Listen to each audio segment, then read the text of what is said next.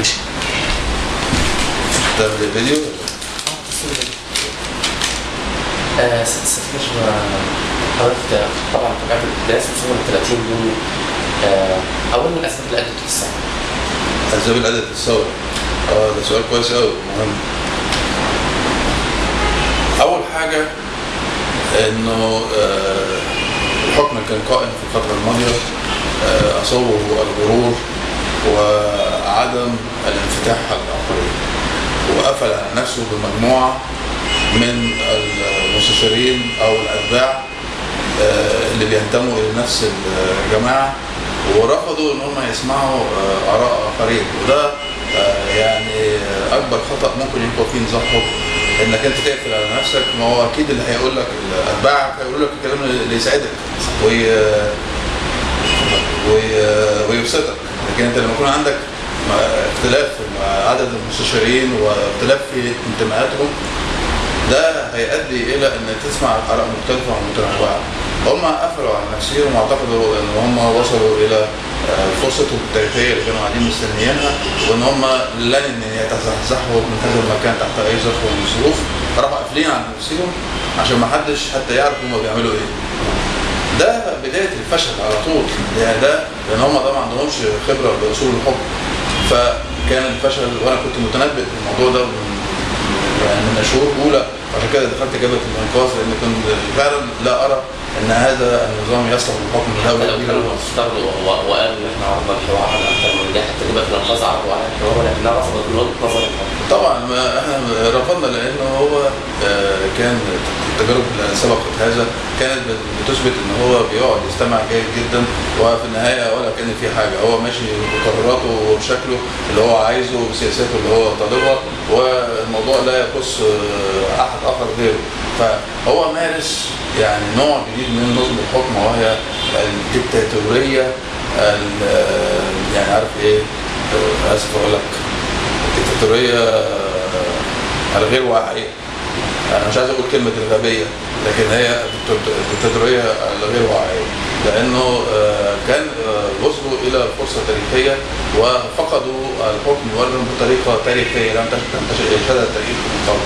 انتظروا 80 سنه او اكثر وفقدوا الحكم بعد سنه واحده، وان شاء الله لن يعودوا للحكم في مصر تاني بعد تحت اي ظرف من الظروف. هم يعودوا الى الحياه السياسيه ولكن لا يعودوا للحكم على الاطلاق. يعني القوى السياسيه اللي فيها جبهه الانقاذ حسب المؤتمر يعني يقدروا بعوده الاخوان للحياه السياسيه بشروط. اول حاجه اعلان انه هم ينبذوا العنف. تاني، وده اعلان صريح واضح، نبذ العنف. تاني حاجه اعلان ان هم تخلصوا من كل القيادات اللي موجوده اللي ادت وصولهم الى هذه الكارثه وهذه الهزيمه التاريخيه غير مظبوطه، وان هم ابتدوا يعودوا مره اخرى الى الحياه السياسيه في مصر بالشروط اللي يرضاها المجتمع المصري، اللي هي الشروط الطبيعيه بتاعت اي قوه سياسيه عايزه تكون لها دور في الحياه السياسيه في مصر. انت لا يمكن المصريين يقبلوا ان حد جاي عشان يفرض عليهم شيء او عشان يبين لهم ان هو اكثر علوا منهم وان هم لازم يسمعوه لازم يخضعوا لارادته. هذا الموضوع اصبح هم ما قدروش يفهموا ان 25 يناير غيرت المصريين، فمشوا على النظام القديم. ويعني هو يبدو ان في مشكله في موقع الرئاسه في مصر، ان هو في كتاب مكتوب ازاي تحكم مصر، ولكن بدون يعني وعي للتغيرات اللي بتحصل في الساحه. في تغيرات جذريه حصلت في المجتمع المصري وانت اكيد طبعا معاشرها وشايفها. لو افترضنا يا فندم ان دي يعني خلاص مش افترضنا، هو واقع وثوره شعبيه زي ما احنا متفقين وزي ما احنا متفقين، لماذا لم تقبل امريكا او دول الغرب بهذا الرضا الشعبي؟ انا اقول لك، انا لسه كان عندي، انت كنت شفت ده عضو في البرلمان الانجليزي في مجلس الامن، فسالته انا نفس السؤال. قال لي احنا عندنا خشيه شديده جدا من فكره تحول هذه الجماعات الى العمل تحت الارض. يعني هو ده الاساس في عايزين يظهروا على الساحه عشان تبقى اوراقهم مقبوله. عايزينهم دايما يبقوا موجودين على الساحه، لكن عمليه ان انت تدفعه للعمل تحت الارض، وهو حتى بيقول يعني بيقول لك عمليات القبض والقمع واللي بتحصل دلوقتي الظهر دي تحولهم الى قوه كبيره جدا بتعمل تحت الارض، هتهدد مصر وهتهدد العالم الغربي كمان. فهو ده هي دي الفاشيه الاساسيه. تاني حاجه ان في امريكا وسيادتك تعلم هذا ان هم عندهم، وكان الكلام ده على فكره بيقوله لنا جون ماكين وجون كاري لما بيجوا هنا مصر، لما بنقول لهم ان احنا هنشيل النظام ده يقول لك لا، النظام ده ما يتشالش، تروحوا الانتخابات كمان 3 سنين وبالانتخابات تشيلوه.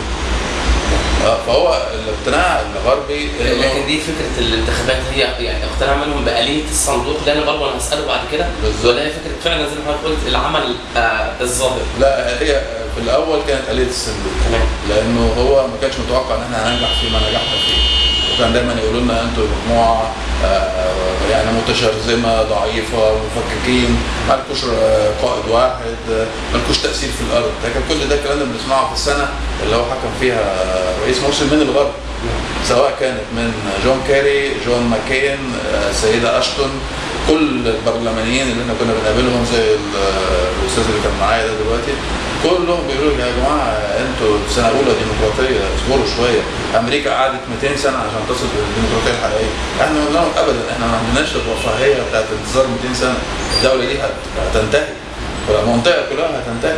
وانا اعتقد انهم بداوا يدركوا انه الحرب ضد الارهاب ديت حرب فرضت على مصر. نعم. طب سياده السفير، لو قلنا يعني انتوا نجحتوا في السنه طبعا ولا برضه اظن ما كانش متوقع. طبعا. طيب لماذا حصل نجاح؟ يعني هو الفكره ان اكثر من مظاهره طلعت، حتى ان هم وصلوا المتظاهرين وصلوا حتى باب قصر الرئاسه. لماذا لم تنجح مظاهرات من قبل ونجحت في 30؟ لأن هل برضه دعم الجيش يعمل؟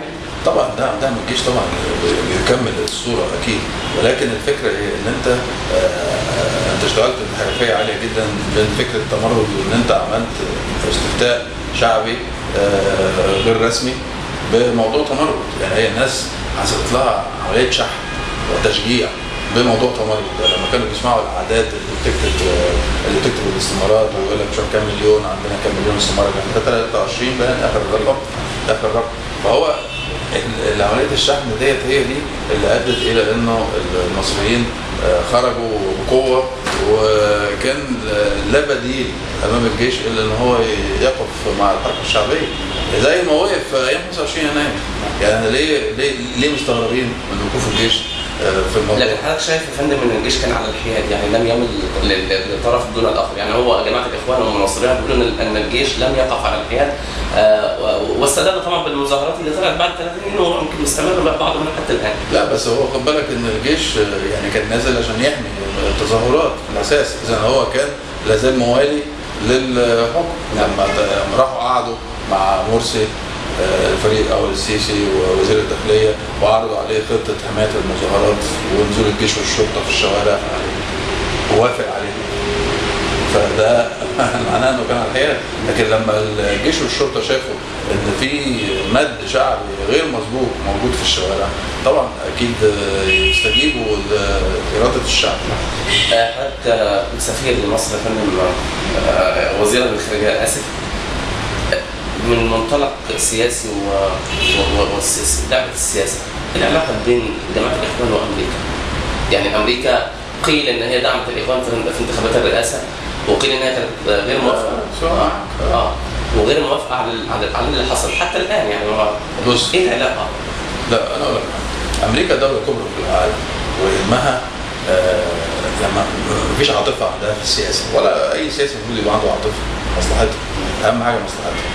فاذا هو لما جه في اخر ايام مبارك ابتدى يدرس الارض في مصر، بمعنى انه يدرس ايه هي القوى السياسيه اللي لها تاثير وتواجد في الشارع المصري. ف اكتشف انه جماعه الاخوان المسلمين هي اللي موجوده بقوه وتنظيم وبتاثير. وده صح. ابتدوا يتصلوا بيهم في السفاره الامريكيه هنا في القاهره، ابتدوا يروحوا الاخوان المسلمين الى واشنطن.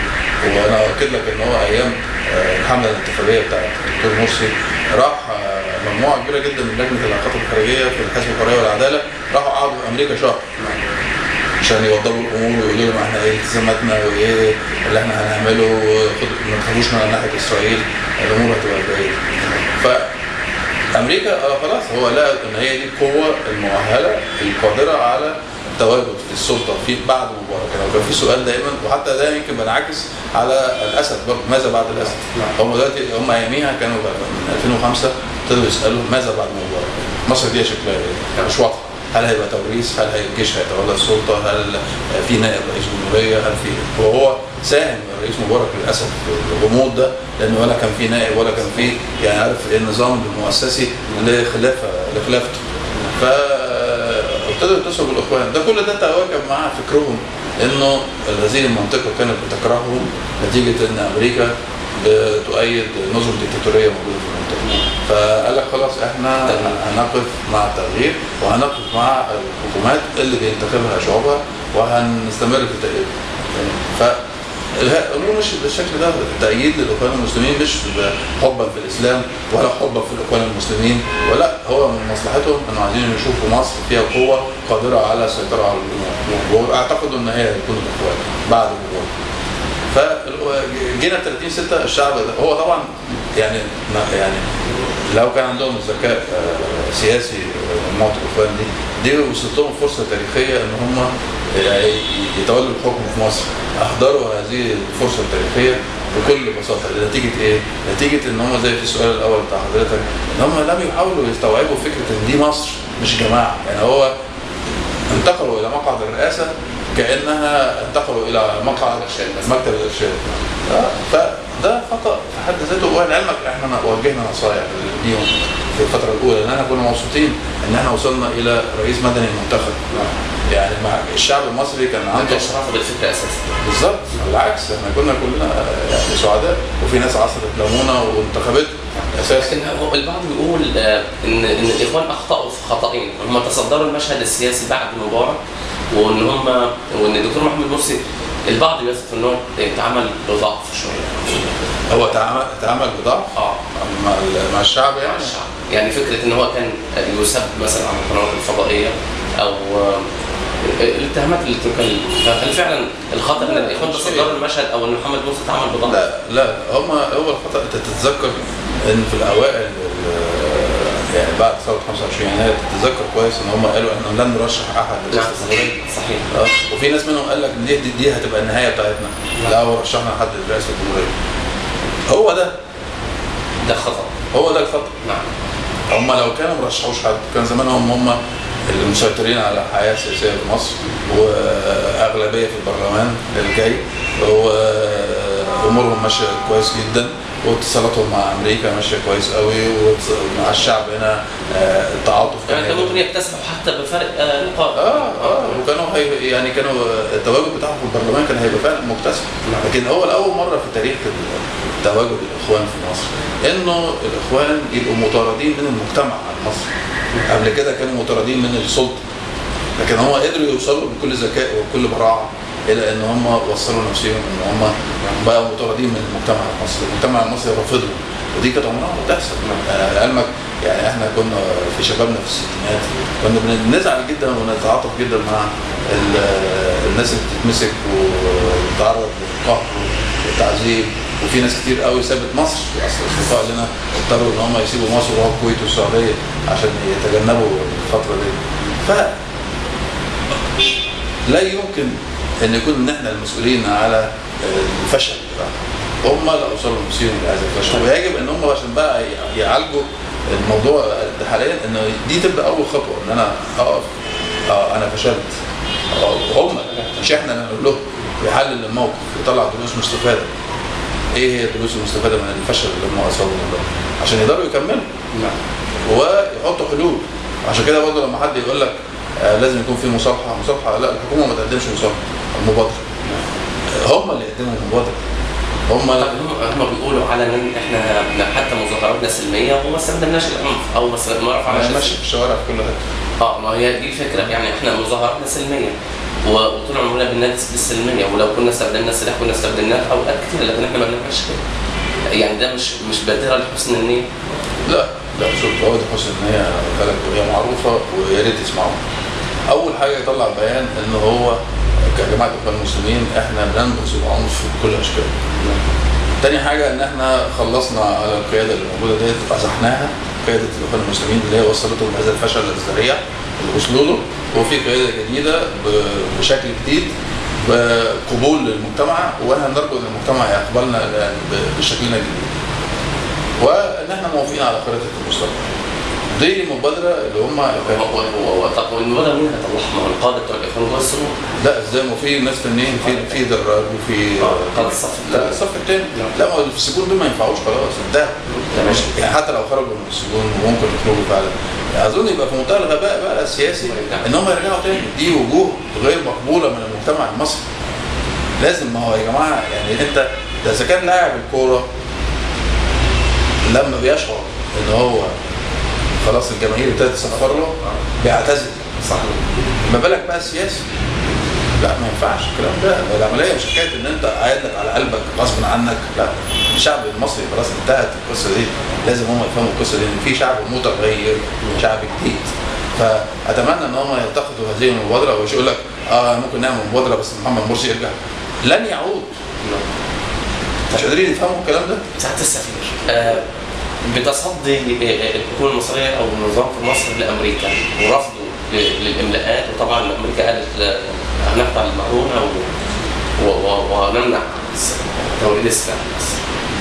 هل ممكن مصر تستغني بالفعل عن المعونه الامريكيه؟ لا بص، اولا الموضوع اللي انت قلته ده في الاول، موضوع المعونه ده لن يحدث، ولكن امريكا هتلوح ليه حتى تطمئن ان انت حققت مبادره او خريطه المستقبل. هيحصل تلويح كده من ان لاخر، هقطع المساعدات، هاجل تسليم طيارات، همنع المناورات، مش عارف ايه. الكلام ده هيفضل مستمر لفتره غير قليله لغايه ما يروا ان خريطه المستقبل تم تنفيذها.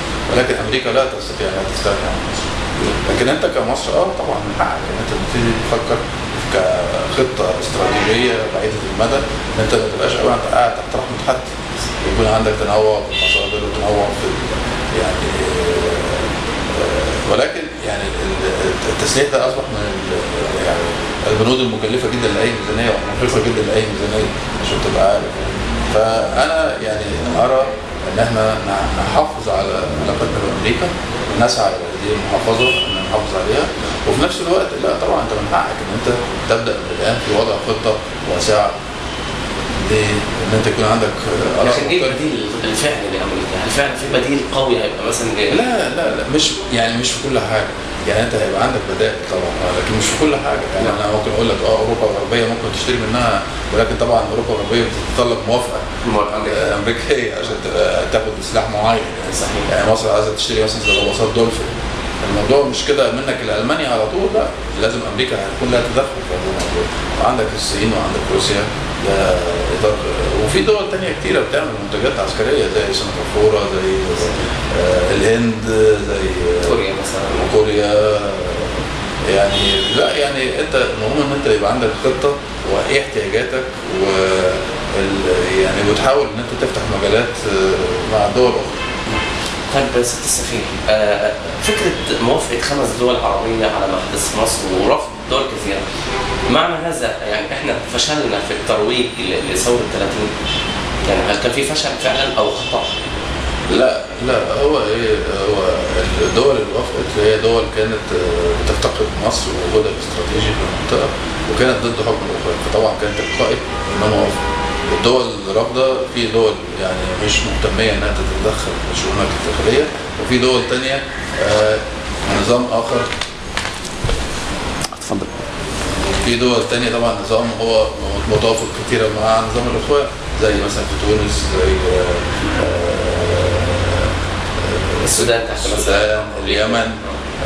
يعني في دول يعني الى حد ما فيها نفس الشكل الاخواني. المغرب الحكومه برضه تمشي لكن المغرب طبعا واقفه مع 30 يوم. فالموضوع ده المفروض يعني لا يقلق مصر اطلاقا. انت مهم ان انت يكون عندك ما يطلق عليه بشبكه الامان العربيه، ان مصر بتتحرك دايما من محيط عربي، وده ثبت فعاليته بعد تدخل السعوديه والامارات والكويت في الوقوف بجانب مصر. ده اثر كتير جدا على سياسات دول اخرى غربيه. فهو ده الاهم، ان يكون في قناعه ان الدوله زي مصر دائما بتتحرك من محيطها العربي او بمحيطها العربي، وان المحيط العربي ده بيشكل لها شبكه امان. بس هل كنت وزير الخارجيه يا فندم وحضرتك عارف برضه حتى المحيط العربي يعني فيه يعني ضعيف برضه، مش هتقول ان هو قوي. هل ممكن يعني يعني مثلا تكتفي بخمس دول عربيه لا طبعا. من قبل العالم؟ لا طبعا، لا طبعا، لا تمام. اكيد انت شفت وزير الخارجيه راح زار روسيا، والدول الاوروبيه ابتدت تغير في موقفها تغيير حسيس طبعا، لكن في تغيير. الولايات المتحده الامريكيه زي ما قلت لك هي مش ممكن هتغير موقفها من يوم وليله وتقول لك برافو عليك، لا. هي بترى ان انت يعني اقدمت على عمل زي ما قلت لك بالنسبه للديمقراطيه، هم مش شايفين ان ده ممكن يحصل بالطريقه ديت. انه تاني حاجه ان هذه الدوله استثمرت في مصر الكثير، هي امريكا، وحصل اللي حصل بدون حتى استشارتهم او اعطائهم يعني انذار مبكر ان هيحصل الاحداث اللي حصلت في 30 يونيو وهو ما تلاها.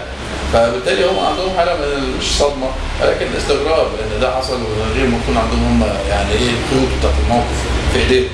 فشويه شويه بدأوا بيقتنعوا بالكلام ده، وفي نفس الوقت ان شاء الله هتشوف انه مع تطبيق خطط المستقبل ان امريكا هي اللي هتسعى لتحسين العلاقات مع مصر. لكن حضرتك واثق في الجهود الدبلوماسيه بتقوم بها بعض الاحزاب او الحكومه للترويج او اقناع العالم بما حدث في مصر؟ ولا في تفاصيل؟ لا، في جهد جيد، بس يعني هو شوف التأثير يعني او تغيير الموقف مش هيجي نتيجه جهود الاحزاب وبتاع افلام ومش عارف هو واحد اخواني شايل بندقيه كلاشينكوف، ومش هي دي اللي هيغير ان مصر تعود الى الديمقراطيه حقيقيه. هو ده اللي طيب لو قلنا اعتزال او الدكتور محمد البرادعي تركوا للساحه السياسيه والاستاذ عمرو حمزاوي وخالد داوود، يعني بعض قاده جبهه الانقاذ وحصل فيه يعني شبه انقسام، ده ما بيأثرش بالسلب على الوضع؟ لا خالص. اصل الدوله ديت كبيره، مصر دي زي الشجره، واحنا كلنا عباره عن ورق الشجره. لما يسقط من الشجره شويه ورق مش معناها ان الشجره ماتت. فاؤكد لك انه مع احترامي كل الاسماء اللي سيادتك قلتها دي، يعني انا ما بشوفش انه ده بيؤثر على مصر على الاطلاق. نعم. طب سياده السفير بصراحه هل ممكن الاستعاضه عن آلية الصندوق بالثوره؟ يعني هل ممكن يجي فتره من فترات مش هنعترف بآلية الصندوق؟ يعني احنا اسقطنا مبارك بثوره ومحمد بوزرة، ممكن كل رئيس ياتي لا، خطوره شديده. دي الفكره. خطوره شديده.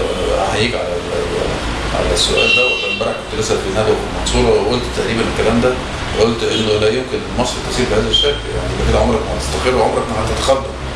فبالتالي الدستور القادم يجب انه يحدد الحته دي. موضوع العلاقه بين الشعب والرئيس والجيش والشعب، يعني المثلث ده الموجود اللي هو الرئيس الشعب والجيش، ده مثلث لازم يكون موزون، والدستور الجديد هو اللي يحكم العلاقات بين كل طرف او نقطه في المثلث. لما زي ما قلت لك ثلاثه، لازم يبقى الدستور هو اللي بيحدد الاشكال، يعني ازاي الناس تعبر عن رايها، ازاي ان الرئيس ممكن ان هو يتغير، ازاي ان الجيش يتدخل، ازاي ان دور الجيش ايه في الحياه السياسيه. كل الموضوعات دي الدستور القادم ده لازم ان هو يحطها في اطار محكم، والا هنخش بقى في تيار اللي هو التناقل والحاجات دي. نعم. طب لو اتكلمنا فعلا على الدستور، يمكن هو السؤال ده بيناسب هذه النقطه. الدستور اولا ام الانتخابات؟ لا، دايما الدستور اولا. انت ما تقدرش تروح تقدم في وظيفه وانت مش عارف ايه شروط الوظيفه. فما بالك بقى دوله، لازم تحط الدوله الاول، تحط ايه هي شروط الدوله ديت، ايه حتى النظام الرئاسي ولا البرلماني، حتى الرئيس ده هيبقى له اختصاصات ايه. ده في ناس في الانتخابات الماضيه قال لك لو النظام مش رئاسي مش هنخش الانتخابات. واخد بالك؟ فانت لا، ده 100% الدستور هو الاساس. انت هتعمل بيت من غير اساس هيقع زي ما وقع. صحيح. يعني هي تجربه 30 يونيو ديت كده. طيب حزب المؤتمر بيفضل الانتخابات البرلمانيه عن الانتخابات الرئاسيه اولا؟ احنا كنا بنفضل الانتخابات الرئاسيه طبعا،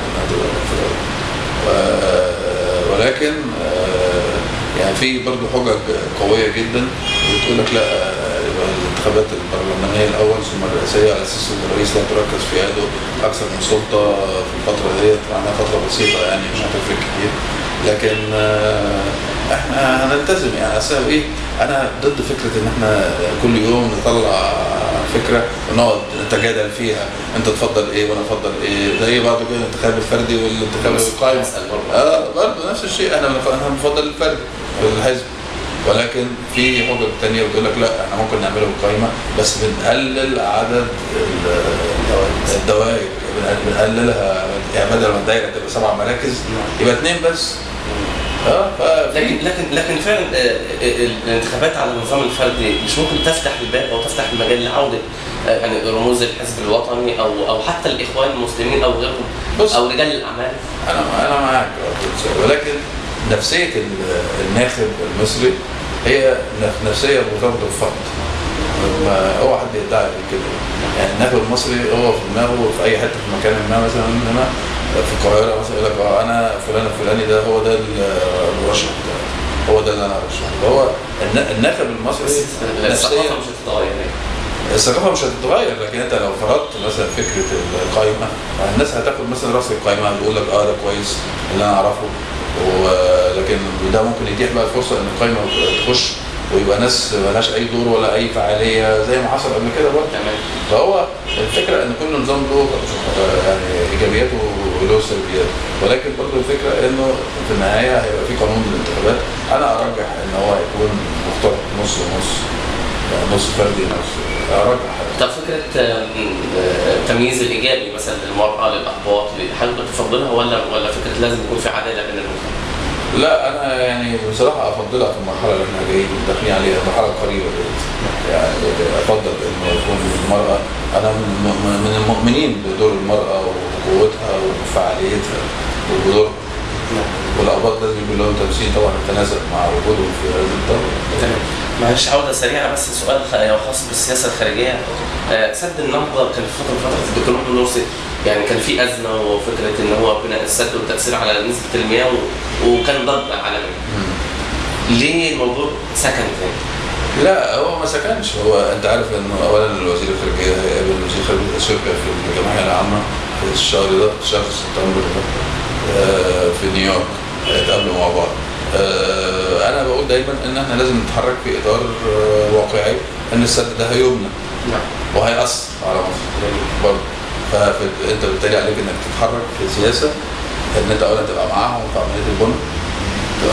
الفكره دي فعلا حد طرحها الدكتور مشير فهمي كان طرحها. لا يمكن تسيبهم هم يبنوا كده لوحدهم في مشروع يتعلق بمستقبلك، فلازم تحاول ان انت تخش معاهم. وحتى في مثل انجليزي يقول لك اذا ما قدرتش تغلبهم انضم له. فكره جميله فعلا. في نفس الوقت كده امر واقع يعني. ده هيتم. اصل في احلام كده غريبه وهيتم وهيفضل وهنتعامل معاه. عشان الافكار الثانيه العبيطه دي. طب هو كان في تسجيلات في الربح لرئيس مبارك قال ان هو كان مستعد لضرب سد النهضه. كان ده فعلا اكيد كان ممكن يحصل. شفتها؟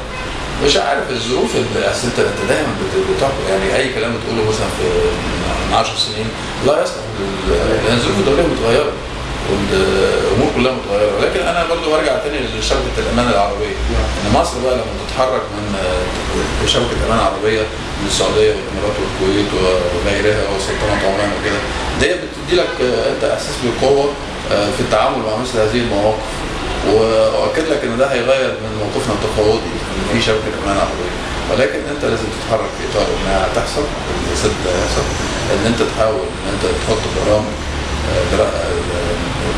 خلق مصالحه مشتركه مع دوله زي اثيوبيا وهي دوله اهم بالنسبه لمصر، وفي نفس الوقت انت كمان تحط برامج داخليه هنا لوقف الاهدار والاسراف والتبذير في استعمال الموارد المائيه والكهرباء وكل الحاجات دي.